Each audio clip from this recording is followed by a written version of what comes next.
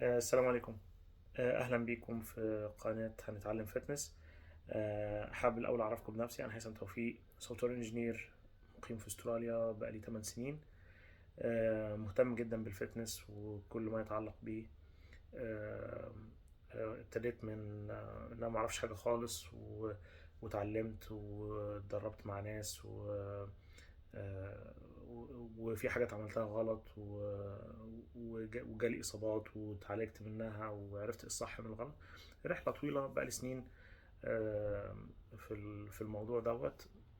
في رحلتي ديت آه، اتعلمت ولسه لغاية دلوقتي بتعلم حاجات كتير جدا ليها علاقة بالفتنس، فحبيت ان انا اعمل القناة دي اشارك فيها الحاجات اللي انا اتعلمتها.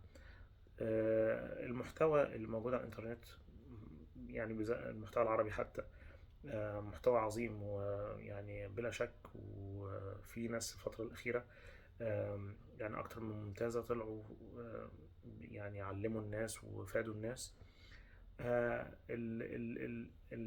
يعني الحتة اللي أنا شايف إن فيها لسه مش كاملة، إن يعني أنا دي حاجة ليها علاقة بطبيعتي أنا، إن أنا بحب لما أفهم حاجة أفهمها بعمق وبغطس فيها وأقعد أسأل أسئلة وأجيب إجابات وأشوف الموضوع منطقيا ماشي إزاي وعلميا ماشي إزاي. فالمحتوى الموجود ساعات تلاقي آه، يعني الفيديو موجود مثلا مش مغطي كل حاجة، هو في حتة مغطية حلو جدا بس مش مغطي كل حاجة كويس.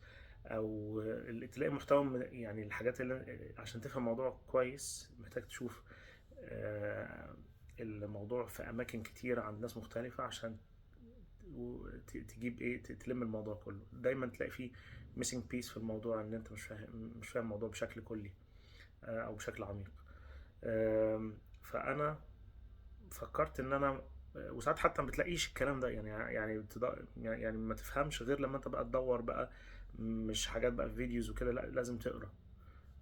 فانا يعني فكرت ان انا اعمل القناه ديت علشان اشارك المحتوى اللي من النوع دوت. ان احنا نتعلم مع بعض فتنس، نتعلم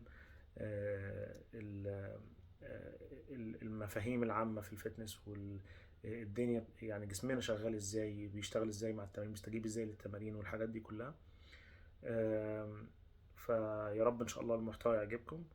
اللي انا وعدكم بيه ان انا مش هشارك اي حاجة في القناة دي من غير ما اكون متأكد منها 100%. وان انا اكون يعني بحيث ان انا مشاركش حاجة غلط وحد يتضر منها. وإن شاء الله المحتوى يعجبكم، ومع بعض إن شاء الله هنتعلم فتنس.